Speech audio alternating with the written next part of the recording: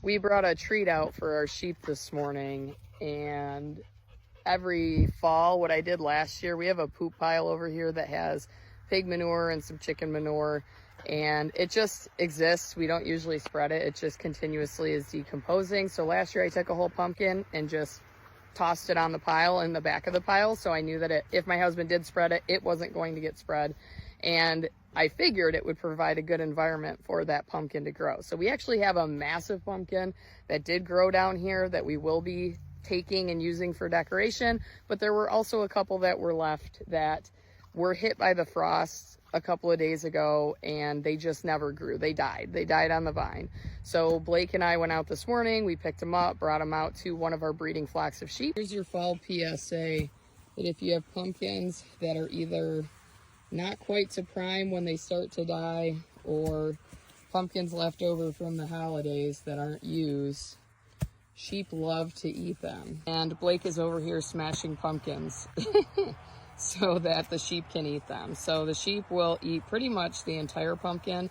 Because the outside of these is still relatively soft, they probably will only leave the stems. On the big orange ones though, because the outside is more of like a hard crust, they don't usually eat the orange parts on the mature pumpkins. So typically after the holidays, now my father did, I don't know if he will this year, but usually every growing season he has extra pumpkins because he has a farm stand by the road out in front of their house, and the remainders that they don't sell end up coming out here usually, and I will feed them to my sheep through November into December until it really starts to freeze, and then obviously it's hard to bust them apart. But the sheep, of course, they walked away from this probably because Blake is over here. I'm sure they'll meander their way back to the pumpkins. This big red one went over and started to sniff it, but then my husband came up and I stopped recording. So the sheep love eating pumpkins, and some people say that the seeds in the pumpkins are a natural dewormer. I don't know. I don't feed them to my sheep for that purpose. They just enjoy the treat, so that's why I do it. And honestly, I've mentioned this before a few years ago. I will start reposting old videos that I recorded way early on where I covered a lot of this stuff, but my sheep don't get dewormed. I only deworm on an as-needed basis, and usually it's very isolated. One every couple of months maybe, but I never ever deworm my entire flock. So that's why this type of sheep is attractive for people that are operating or grazing solar farms, because they're pretty low maintenance and the problems you have with them are few and far between. Hoof issues also pretty minimal. I only trim them once per year.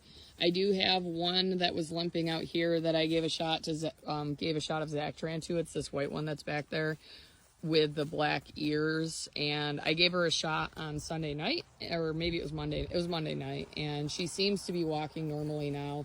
There is another black and white sheep out on the wetland easement in the other breeding flock that I have that is also limping. So before they go to the solar farm this weekend, that other black and white one is going to get a shot of Zactran.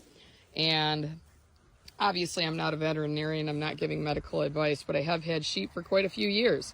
So I found that Zactran is basically the miracle drug when it comes to sheep and hoof rot, and there has been research completed on that in Europe that has shown that, which is why I went that route.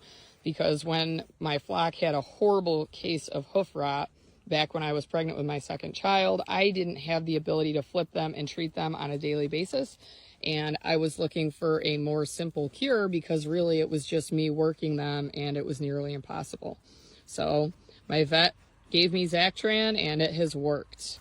It is very expensive. It's like $440 a bottle, but let me tell you what, the amount of labor it has saved me in treating any isolated cases with hoof rot are life-saving. Here's my handsome little guy. He's an April Ram Lamb, and I'm giving him some ladies to try and test him out.